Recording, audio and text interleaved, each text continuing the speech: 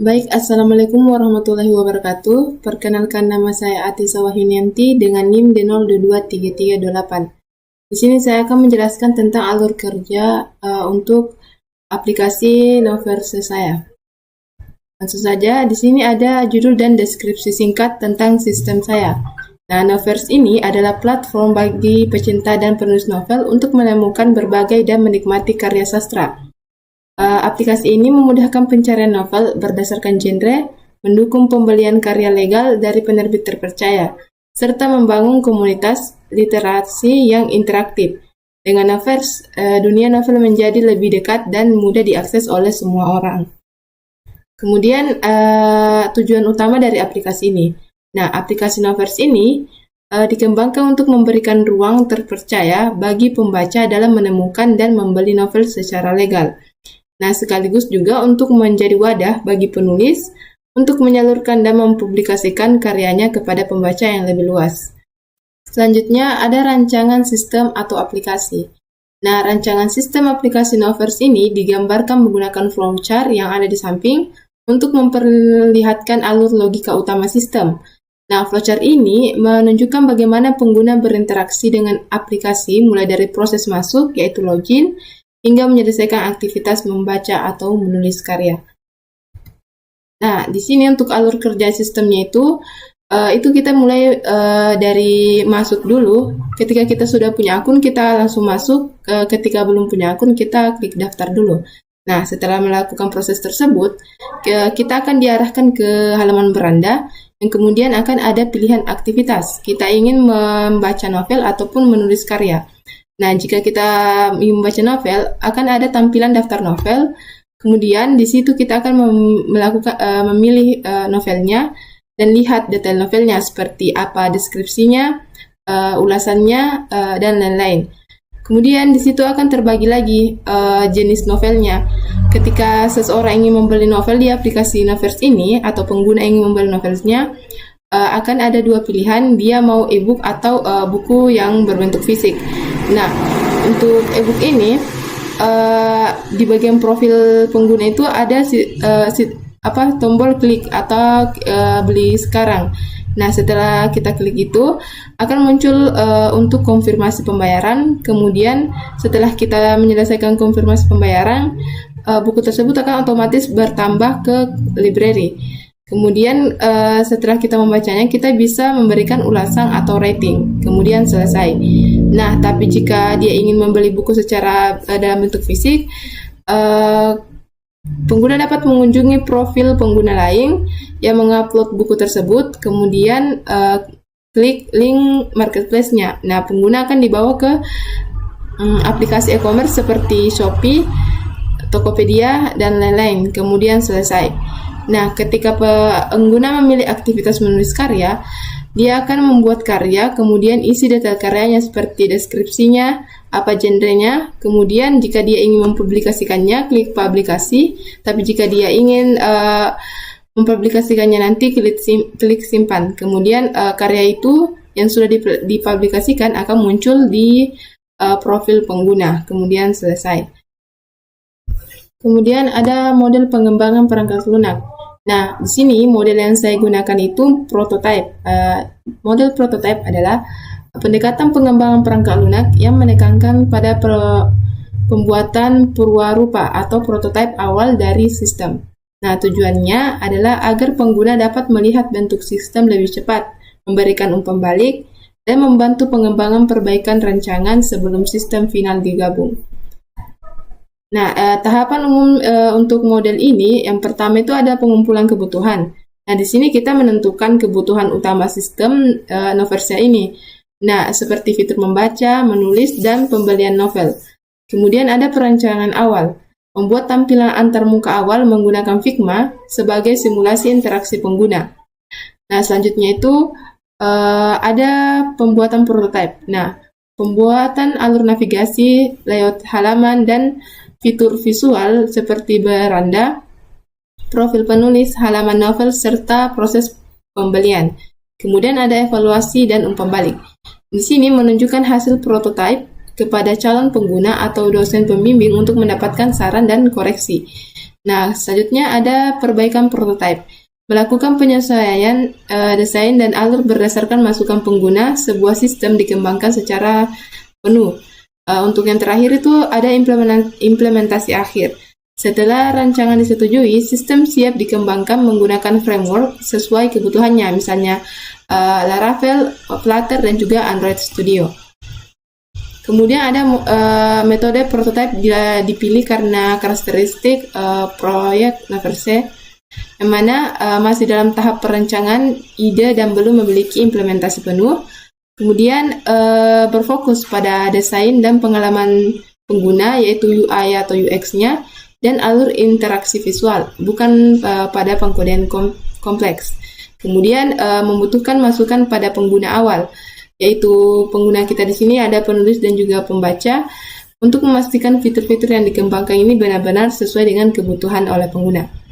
Kemudian ada memungkinkan perbaikan cepat sebelum sistem masuk tahap produksi atau pengembangan akhir. Nah, selanjutnya ada fitur-fitur aplikasi dan fungsinya. Nah, untuk aplikasi Naverse ini ada beberapa fitur yang saya gunakan, yaitu ada yang pertama untuk halaman kelasnya atau loginnya. Di sini kita menampilkan logo aplikasi saat dibuka dan menyediakan fitur login serta registrasi untuk pengguna baru. Kemudian beranda atau home menampilkan daftar buku populer, rekomendasi, dan koleksi terbaru yang bisa dipilih pengguna. Kemudian pencarian atau search, memudahkan pengguna mencari buku berdasarkan judul atau nama penulis. Selanjutnya detail buku, menampilkan informasi lengkap buku seperti judul, penulis, dan deskripsi, serta opsi menambahkan ke favorit. Kemudian ada bookmark atau favorit, menyimpan buku yang disukai agar mudah ditemukan kembali. Selanjutnya ada koleksi buku, menampilkan seluruh buku yang tersedia dalam aplikasi untuk dibaca pengguna. Profil pengguna menampilkan dan mengatur data pengguna seperti nama, foto, serta pilihan logout. Kemudian ada navigasi bawaan yang memudahkan perpindahan antar halaman seperti home, library, bookmark, dan profil. Yang terakhir ada pengaturan atau settings yang mengubah informasi akun dan preferensi tampilan aplikasi. Selanjutnya ada spesifikasi sistem atau system specification. Nah, yang pertama ada spesifikasi fungsional, yang mana sistem ini dapat melakukan login dan registrasi pengguna. Sistem juga dapat menampilkan daftar buku pada halaman beranda dan memungkinkan pengguna mencari buku berdasarkan judul atau penulis. Nah, sistem juga menampilkan detail buku yang berisi informasi lengkap. Kemudian ada pengguna menandai buku sebagai buku favorit. Sistem juga dapat menampilkan daftar buku favorit pengguna, kemudian dapat mengolah profil pengguna, dan menyediakan navigasi bawaan untuk berpindah halaman antar halaman dengan mudah. Kemudian memungkinkan pengguna melakukan logout dari aplikasi. Selanjutnya ada spesifikasi non-fungsional. Yang pertama itu dia ini terbagi menjadi beberapa bagian. Yang pertama ada keamanan, menjaga data pengguna seperti email dan kata sandi agar tidak mudah diakses pihak lain melalui sistem autentikasi.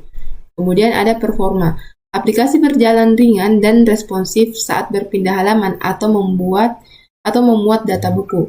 Kemudian ada usability, tampilan antarmuka sederhana dan mudah dipahami oleh semua pengguna.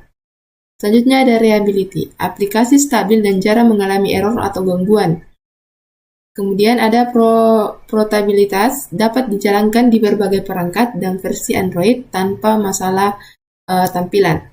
Selanjutnya itu ada maintainability, kode disusun rapi dan mudah diperbarui jika ada perubahan fitur atau perbaikan bug. Selanjutnya ada spesifikasi non-fungsional.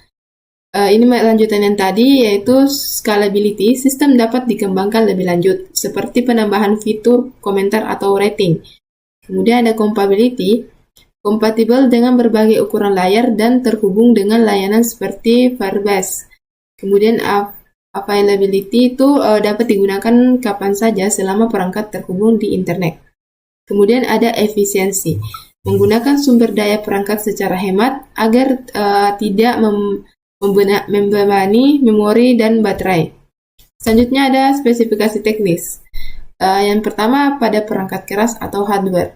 smartphone Android minimal versi 8.0, kemudian RAM-nya itu minimal 3 GB, penyimpanannya minimal 100 MB, dan layar sentuh beresolusi minimal 720 pixel. Selanjutnya untuk pada perangkat lunak atau software, bahasa pemrograman yang digunakan itu adalah Dart, kemudian framework-nya itu Flutter, kemudian di database-nya itu ada Firebase atau Firestone ya, jika digunakan untuk data buku dan akun. Kemudian ada IDEA, itu Android Studio dan Visual Studio Code. Sistem operasi yang digunakan itu ada Windows 10 atau Windows 11 untuk pengembangan. Selanjutnya ada proses validasi perangkat lunak. Nah, validasi ini dilakukan untuk memastikan aplikasi Noverse telah sesuai dengan kebutuhan pengguna. Nah, setiap fitur seperti login, pencarian buku, bookmark, dan profil diuji agar berfungsi dengan baik dan mudah digunakan. Pengujian ini melibatkan pengguna langsung untuk memastikan tampilan dan navigasi sesuai harapan.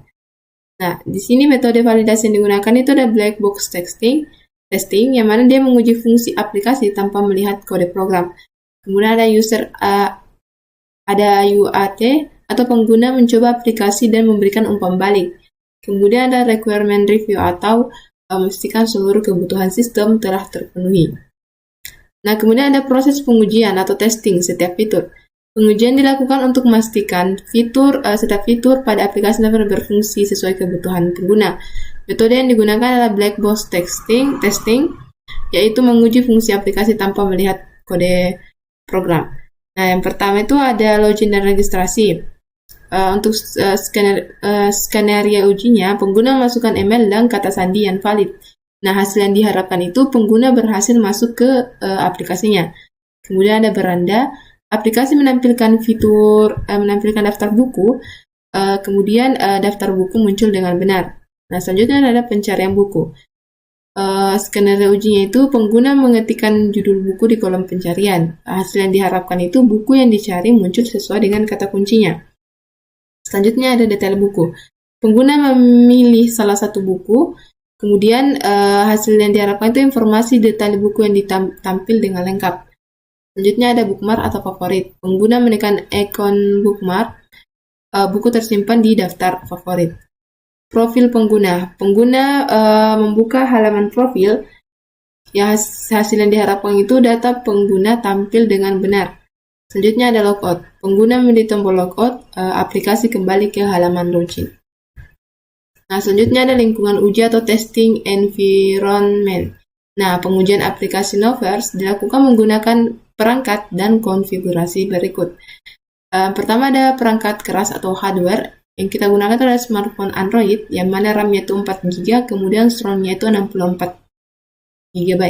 Kemudian untuk laptop itu untuk pengembangan, RAM-nya 8 GB, kemudian prosesornya itu i5. Kemudian perangkat lunak atau software, sistem operasi yang digunakan itu adalah Windows 11. Selanjutnya IDE yang digunakan itu Android Studio dan Visual Studio Code. Kemudian bahasa pemrograman yang digunakan itu Dart, framework-nya Flutter, database-nya Firebase, kemudian emulator Android versi 12 dan perangkat fisik untuk diuji langsung. Selanjutnya ada standar kualitas produk dan sistem. Aplikasi Noverse menggunakan acuan dari ISO IEC 25010 sebagai standar kualitas perangkat lunak. Standar ini dipilih karena mencakup 8 aspek penting dalam penelitian kualitas sistem seperti fungsionalitas, keandalan, kegunaan, efisiensi, pemeliharaan, portabilitas, keamanan, dan kompatibilitas. Nah, penerapannya dilakukan dengan memastikan setiap fitur berjalan sesuai kebutuhan pengguna. Tampilan mudah dipahami, yaitu usability, sistem berjalan stabil tanpa error, reliability, serta mudah dikembangkan kembali, maintainability. Dengan mengikuti standar ini, kualitas aplikasi dapat terukur dan terjaga. Selanjutnya ada standar kualitas perawatan atau maintenance quality.